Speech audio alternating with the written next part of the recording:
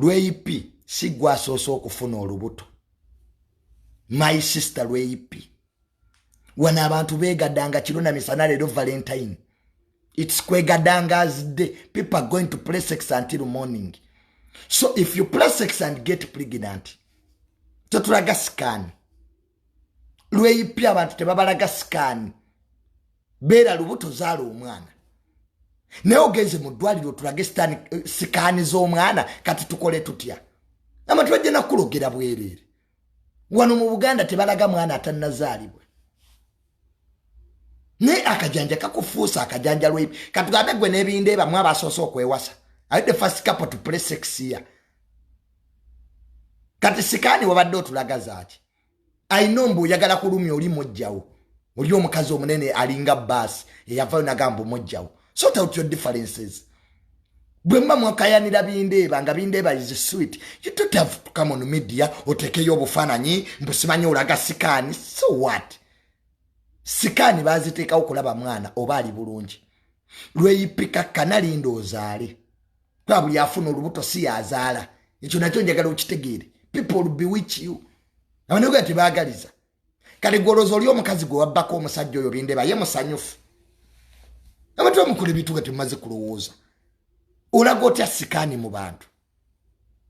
Sooka ozaale. We shall wait for you.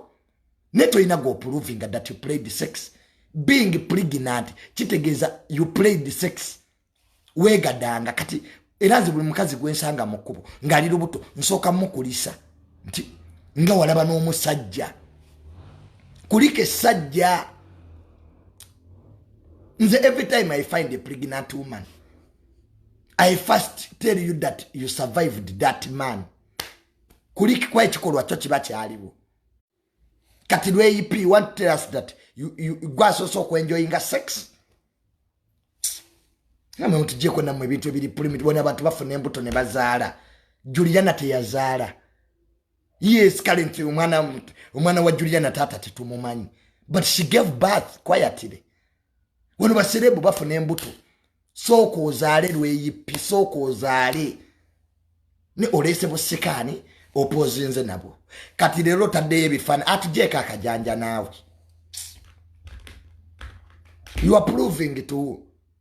Waba wasalawo kwagala bindeeba, it's none of our business. Olubuto lulwona bbaawo. It's not a public debate. Mbu ofuna olubuto then tukutwale mu parliament mbu kakati to debatinge ku mbuto zo. No.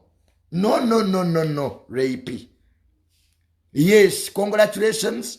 You played sex, you got pregnant. Period. Tukole ebirala. Bane tukole ebirala. Naffe bumulaba tuli embuto. Netu series. We also pregnant. But we are quiet. Tunaba ku ekyo kimo. Mwegadangira mukasirise. Nga bwe mwegadangira mukasirise lweipi n'ebindeeba era musobola okuzaalira mukasirise. You can still produce in quietness. Linda kozaali. Emyezi 9 giri wala. Wait you produce. Ne omwana wa myezi 2 olese sikaani ozitulaga. Kati tukole kifu. You want to show us that you enjoyed it? Lweipi wagatwaga nti wanyumirwa nnyo n'ebindeeba. Naffe tunyumirwa gye tuli. Tutulaba lwa butalaga mbuto. We are also enjoying. Abanuga bwe munayiga to play sex quiet bijja banyumira. Ne buli ava mu loogi ayagala apozinge mu kifaananyi. Kati obadde ova mu lutalo. Is sex wo. Nayabaga nti mbu okwegadanga kiri awo mbu kyamakulu nnyo era bw'ofuna olubuto olina oddulaga ensi nti wa pregnant asifa abadde bakuloga.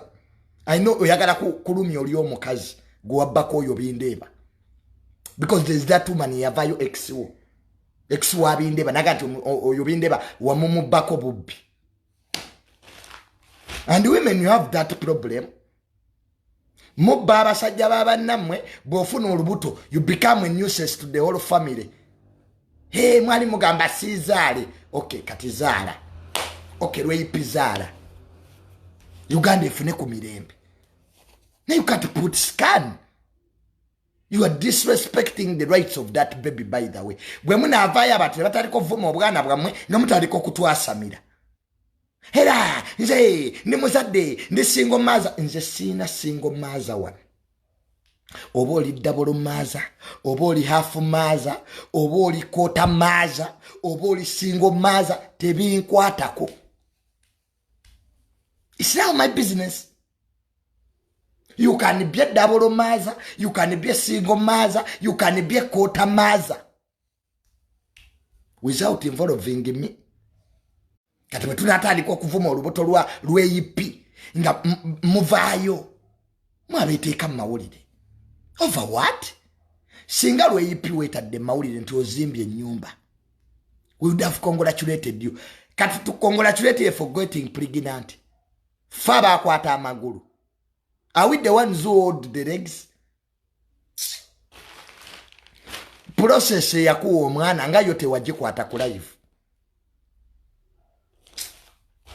Learn to keep some things private.